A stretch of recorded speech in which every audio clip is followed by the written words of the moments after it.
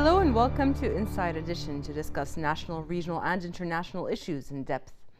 DARE is the symbol for the Drug Abuse Resistance Education Program, which works in partnership with police officers, parents, and schools. With each passing year, DARE's success was seen in classrooms and homes, leading to rapid growth and expansion. As each decade passes and success increased, the challenges facing children and families also grew. Bahrain anti-violence program Together has been implemented in many schools to teach students good decision-making skills to help them lead safe and healthy lives. Today's episode will shed light on Bahrain's efforts to combat drug abuse and the role of MAN or Together program to fight violence and drug addiction. We will be discussing the matter with the program's director Ali Ahmed Amini. But first, this report for more.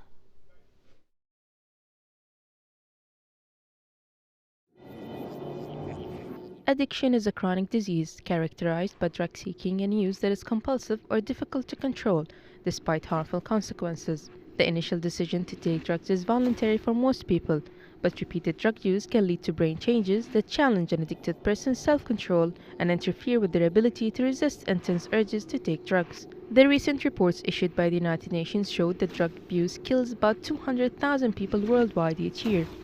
They also revealed that global treatment for drug abuse would cost $250 billion per year if everyone who needed help received proper care, while fewer than 1 in 5 people who need treatment actually receive it. It is estimated that 1 in 20 adults, or 250 million people between the ages of 15 and 64, used at least one drug in 2014.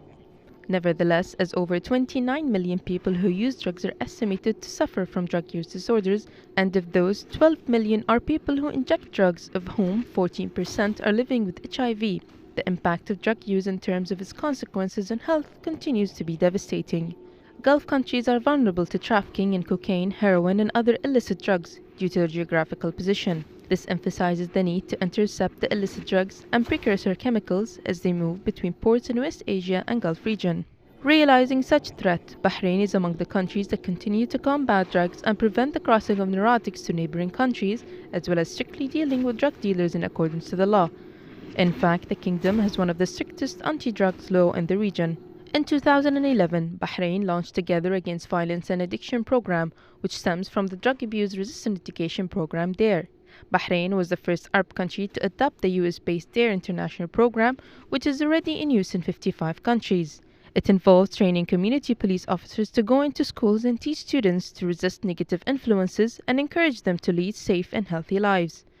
The initiative involves not only combating drugs, alcohol, and violence, but also promotes civic engagement. Bahrain, along with all their members, strives to create a world in which students everywhere are empowered to respect others and choose to lead lives free from violence, substance abuse, and other drugs behaviors. A vital mission to fulfill a vision.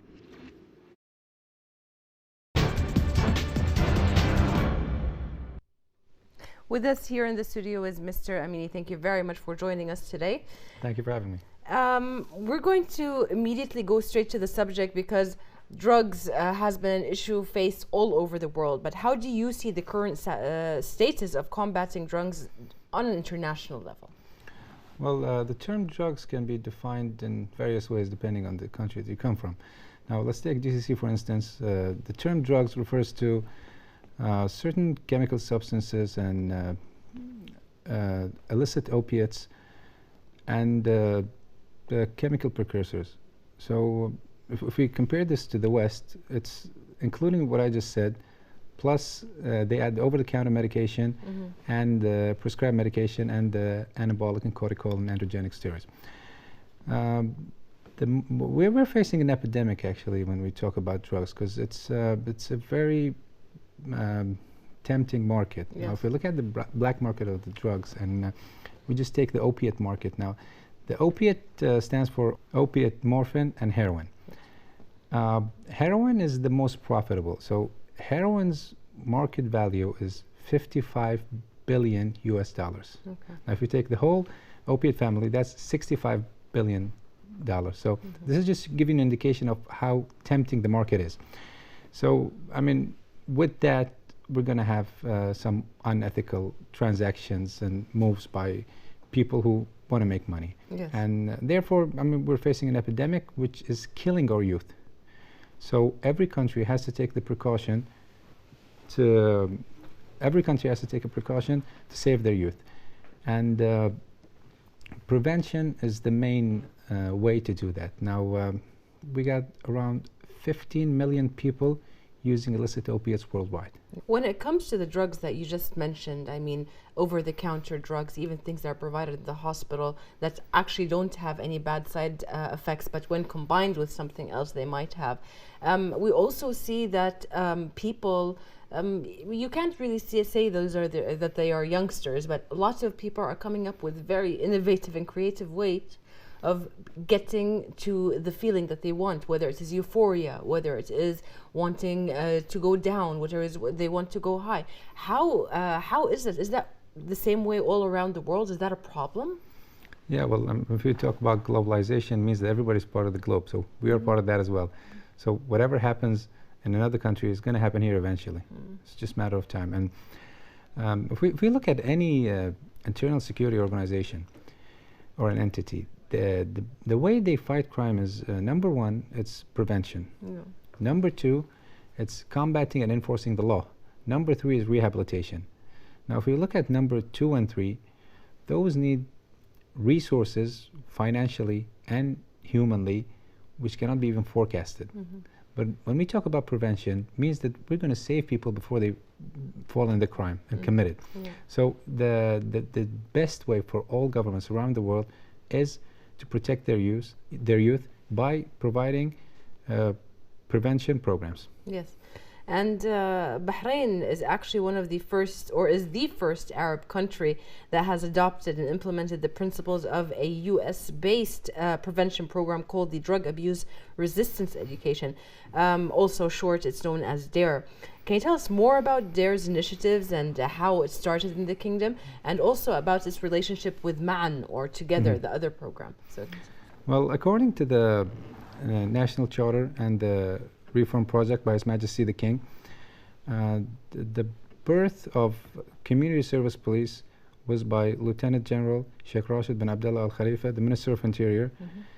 And the purpose of that was to come up with a form of police that serves the community. yeah. So we had the Community Service Police in 2005. And part of their job was to do the awareness campaigns and prevent crime. So what happened was in 2010, His Excellency Sheikh Abdullah bin Rashid Al Khalifa presented a program to the National Committee of Combating Drugs in Bahrain, which is chaired by the Minister of Interior himself and Minister of Education, Minister of Information, and Minister of Health, with other high-caliber, high-ranked officials. Yes. So the program was for police officers to teach an academic program in the schools which teach students how to make the right decisions. And that was the DARE program. So Yes. that was initially how we started. Good. And after that, in 2011 was the graduation of the first batch of the DARE officers, and we started entering the schools. And at this point, we have over 100 officers covering over 100 schools all around Bahrain, which is around 44% of the total number. Yes. Can you tell me why it's important that they are police officers who give this kind of education and not just some educator at school? Why is it important that they are police officers? That's the requirement from the DARE organization. So DARE started as an American-based program, but it's an international program today. Yes. And it started just to fight drugs, or just to prevent drugs and tell the students about how to avoid drugs. But Yeah. today it's a decision-making program. It's a life skill program. So what the police officers do in schools is they teach the students the skills they need to face the community's challenges. So these are challenges they're going to face in life anyway, but Yes. it's a matter of time.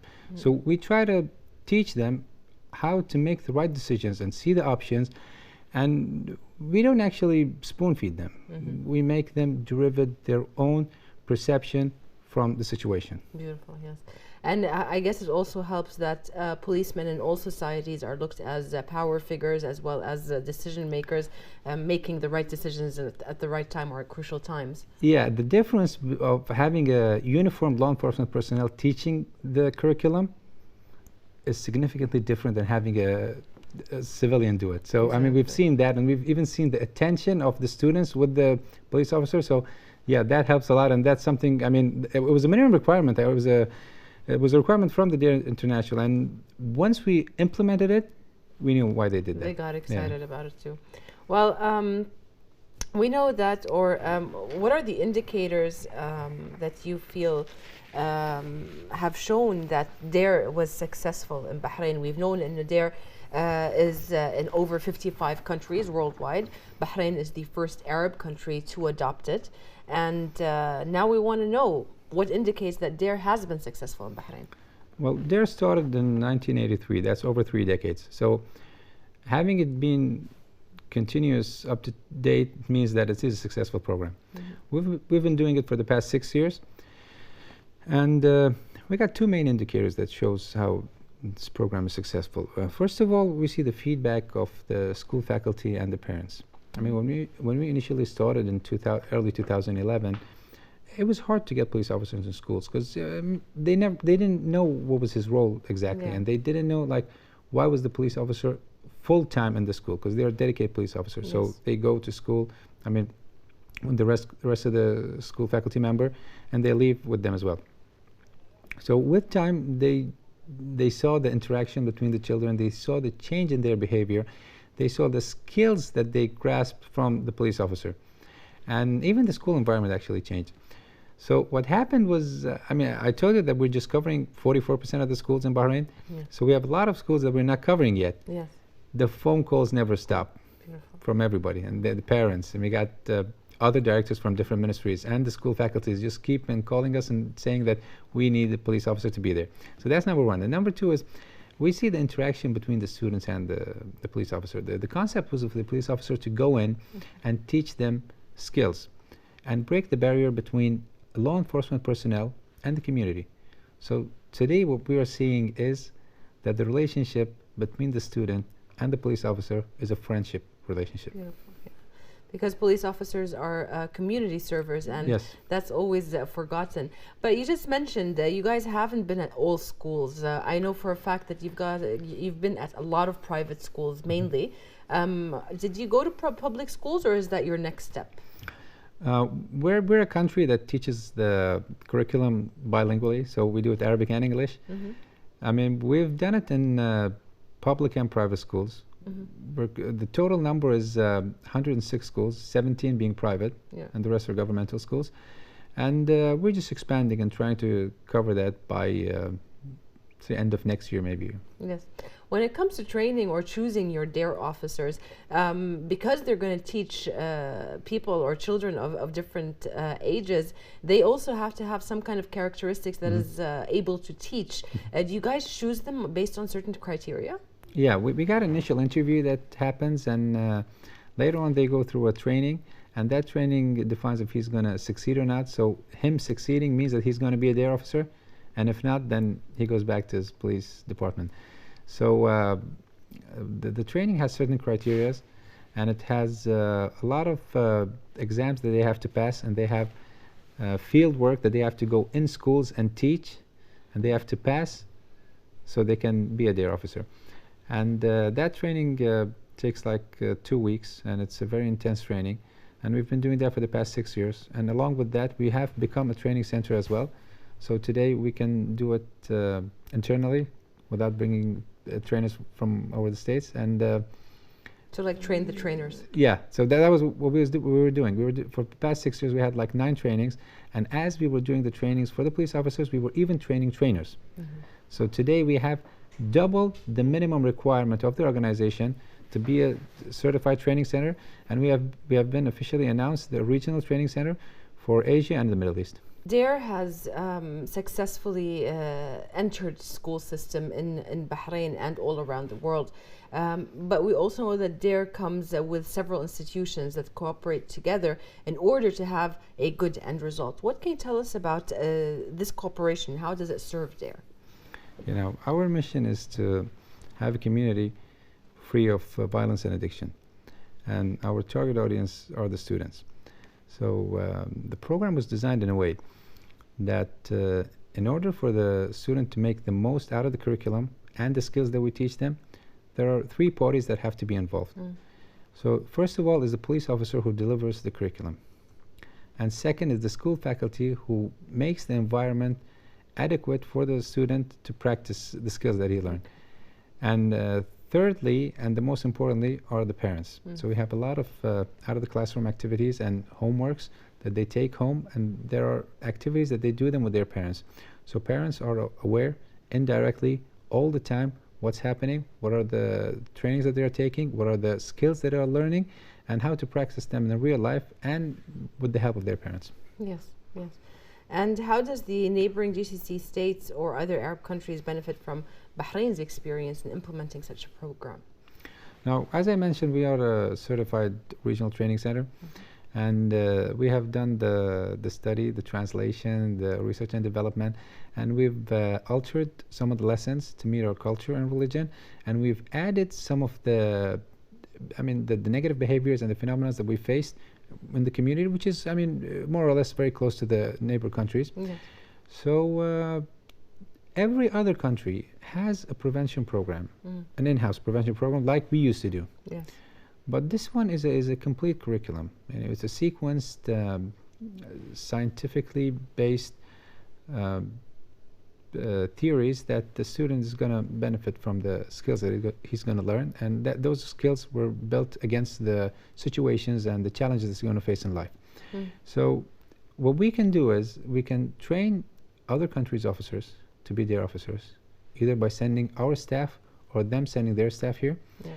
And to start doing it, we know we did it from scratch, so we know how to do it. We can help any country in doing that. And even if any of the neighbor countries contacted their international, they're going to rewrite them to us. Yes. So we're the official People training in center the here. GCC, Yes. And in Asia and Middle East. Beautiful. It's very important to know that DARE does not only target drug addiction or drug abuse, but also MAN, the program that was initiated in 2010, is a program that targets any kind of problems youngsters have while growing up. We mentioned before when we talked, bullying is a big problem that is faced in schools and in institutions around Bahrain, the GCC, and the whole world. And you guys also deal with that. As you said, it's a decision-making process that you help the students take. How does that happen, and what kinds of things do you deal with? Now the term DARE stands for Drug Abuse Resistance Education. Now, like I said, that was in 1983. Yes. The term remained DARE, but the curriculum changed entirely. So it was just let's say a session about drugs. Okay. In 1983. Today it's life skills. Today we teach them how to face the challenges that they're going to be exposed to in life. So bullying is one of them. Theft is one of them. Peer pressure is one of them. Now, with the new technology, we got cyberbullying, we got fraud, we got how to use your credit card, how to use the social media, and then addiction. It's not referred to just drugs. We got smoking, we got drinking, we got video games, we got phones. Yes. So all of those are addiction. So we teach them. We teach them that you're gonna know that you're addicted and you wanna quit. So what are the ways, and what are the how do you make the decisions? Yeah. Now, we got a segment in a very important segment in the 5th and 6th grade, which is called the DARE Decision Making Module, or DDMM. Okay. So that's a period that we teach the students, if they face a problem, like any kind of problem, how do they tackle it? How do they evaluate it? And then how do they derive the options that they have to execute one out of those, and then they execute whatever option they chose, and then they evaluate it. So we're not giving them answers. Yeah. It's not like regular training. It's not the orthodox training. Yeah. It's a new era based on theories that explain how the brain works. So understanding the brain, how it works, and how the children grasp knowledge, starting from 0 to 6 months and going upwards.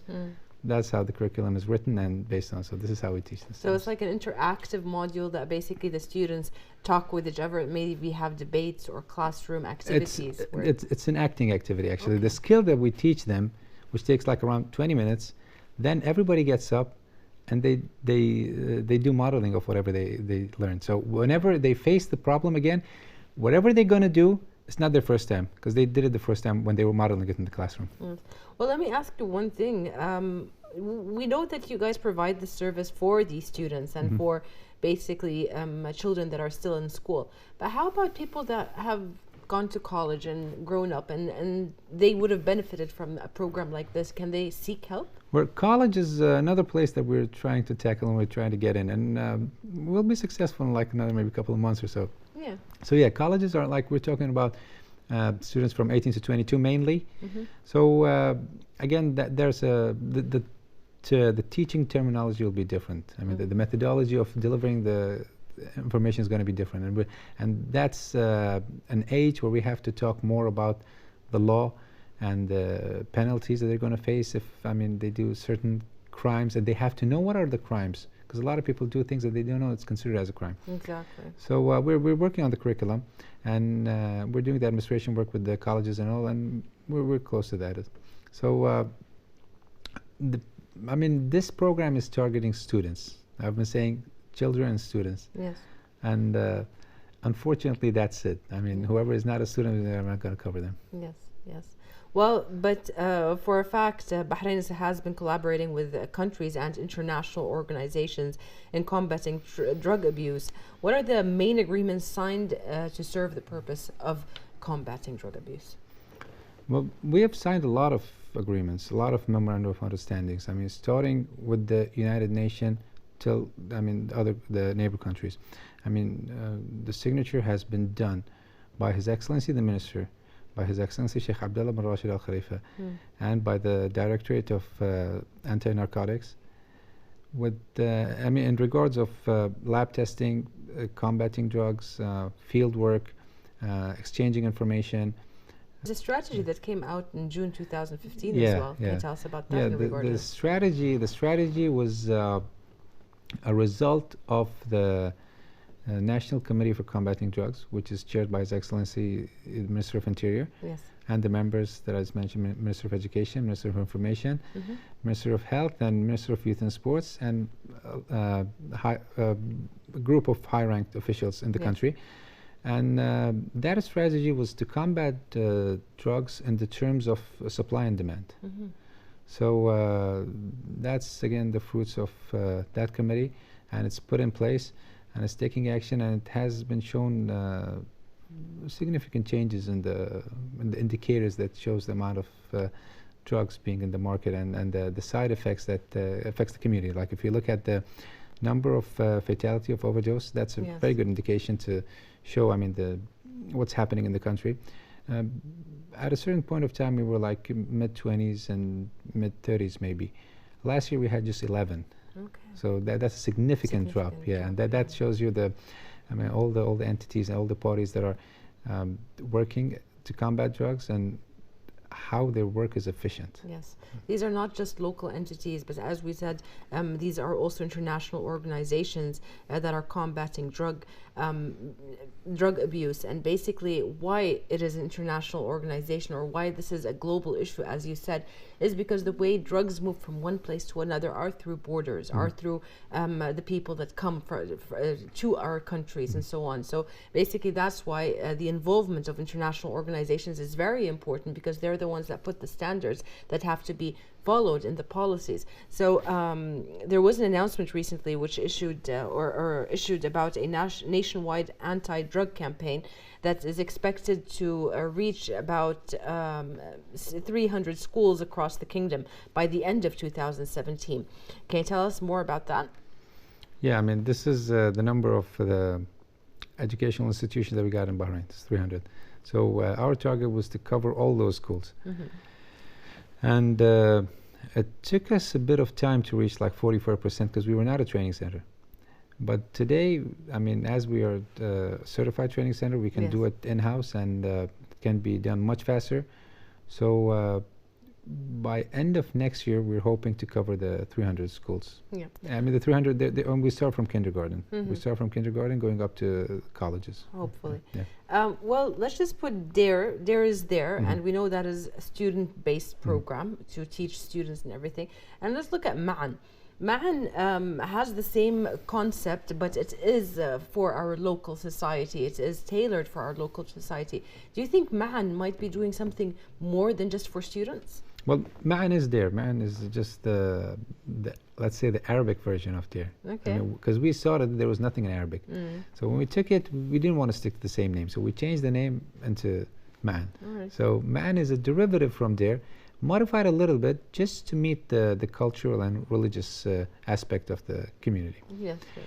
And the program has expanded a lot. I mean, we've started just in schools, and nobody does it like us. Nobody has dedicated police officers in schools. No Yes. country in the world. Now, we're doing it starting from kindergarten, and we teach the students how to be safe. We teach the children how to be safe, starting from home all the way to the streets and to their schools and to their relatives' house. And then as they grow up, we grow up in the information. We give them more information, and we expose them to the things that they're going to be exposed, Yes. and teach them how to avoid, negative aspects of whatever they're facing, and how to keep their friends without doing anything wrong, and how to be popular in school without having to smoke. Yes. All right. I think it's very important that we even mention what kinds of things they were going to be exposed to. I mean, we've talked about over-the-counter medication that's already available, but there are also things out there that parents will not immediately recognize, for instance, harmless medications, so as they say, but that are combined with a certain beverage or combined with a certain other medication might even prove to be fatal, not just give them that high effect. So what can you tell us about the different types of drugs that are being used in the region or even internationally? But let's talk about our region here, because we're talking to our viewers here in Bahrain. Okay, so if we look at our country, geographically we're positioned in the planet, in a place where we got countries surrounding us producing narcotics, Yes. and agricultural method, and chemically produced method, and in trafficking. Yeah. But all the stakeholders are doing a great job in keeping Bahrain so safe. And Yes. as I mentioned, the indicators, it's clear that Definitely. where we stand. And if we look at the UN report, we're basically non-existent there, Yes. which is a very good thing. Yes, it is. So we know that our children are exposed. So what the government has done and what Ministry of Interior has done is bringing over this educational program Yes. to cover the prevention part, which Yes. is going to save us, our youth, in the Yes. future. Yes. And the other aspects that you're talking about is whatever they're going to get exposed from their friends. Yes. First of all, we teach them how to avoid those kind of things. Yes. We teach them how to overcome it and stay friends with the rest of their friends, but not do the wrong thing. And even if their friends are putting pressure on him, and we teach them how to deal with peer pressure. So basically, the student ends up being fortified with a lot of skills that he can face whatever Yes. challenges he's going to see in school. And How about equipping the student with being himself an educator, helping a friend that might be doing something, maybe try to bring him into the DARE program if it is not available at his school or so on? Do you guys have something like that where you can tell them, okay, you guys can come to us for help? Yeah, what they are doing is, I just remember something happened. It was a girl who found a wallet in the street. So she took the wallet, and the next day she gave it to the DARE officer in the school. Okay. So this shows their relationship and how they see the police officer there. So if the students see anything wrong, either in their school or out of their school, or even sometimes what they face in home, they feel much more comfortable with the DARE officer compared to the rest of the teachers. So that's where we get a lot of information. We try to solve things within the school with the parents, and sometimes things happen that the parents don't know. Yeah. So that triangle that I just mentioned, the three parties that have to be Yes. involved, they have to be involved. Otherwise, the program is not going to work, fully, and Yeah. and the student's not going to make the most out of it. So, involving the parents is always important. So sometimes we have parents coming to us and telling us, well, I have a problem with my kid, and he cannot do this, or he cannot do that, or he's doing this and he's doing that, and I don't want him to do that. We try to tackle that as well, and we try to come up with a training material, and try to focus on him among the 30 students without him realizing. Yes. And, Okay. and we see a lot of behaviors change. Okay, beautiful. You mentioned it before, the types of behavior that you that is there and that children are facing nowadays are also things like cyber crimes. Is that also somewhere where you would show them ways of better using social media, of maybe not stigmatizing certain people, or how that could hurt other people and so on? Yeah, we start with sharing information. Yeah. So we tell them what kind of information should be shared and what should not be shared. And then we tell them about going online and what is social media, what is buying online, Okay. and what is chatting, and what are the restrictions, what are the things that they have to do and they don't have to do. I mean, we've got the Cybercrime Directorate, and we can see a lot of issues happening, children and adults. Yeah. I mean, the adults, that's the Cybercrimes Directorate's job to do that, and they're doing awareness campaigns for the adults. And the children, we're teaching them how to be safe on the internet. Okay. And that's been going on for the past 3 years. And as they face issues, they come back to the police officer and say, I mean, this guy talked to me this way, and this guy told me this. And so we see the interaction, and we know that it is useful. So if he had not learned that concept, he might have given out the information. And we might have had a disaster. So, I mean, these are again, another key indicator that we see how the program is successful. Yes, yes. It's essential to prevent youngsters from the dangers of drugs, of bullying, of violence in early stages of their lives. In your opinion, what is the right age to inform a child about that, and how can parents contribute in spreading awareness if they're not from the DARE program, but how can they contribute to spreading the awareness? I mean, we start from kindergarten. So we didn't talk about drugs. We start from kindergarten. We tell them about how to be safe, and we take that gradually, because it's a sequenced work. I mean, we cannot just. It's not just a session that you do it. It's a skill. It's things that they have to learn gradually. Yes. Things that they have to build up to be able to do it. Yeah. So the schools that we're covering, I mean, we're covering them, and we're continuing with them. And the ultimate goal is to cover all the schools. Yeah.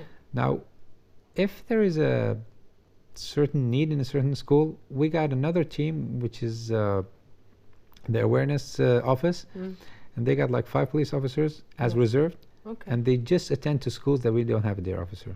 So that's the contingency plan at the moment. That's beautiful. And how about parents? When should they be talking to their children about this if they cannot be in a program like their program? Well, we have a program that we do in the beginning of each semester. We bring over parents, Okay. and we do it in the schools, and they get an idea on what are we going to teach them, and the cruciality of them helping them on the homeworks. Yeah. So they basically know what is their role and the whole concept of the curriculum.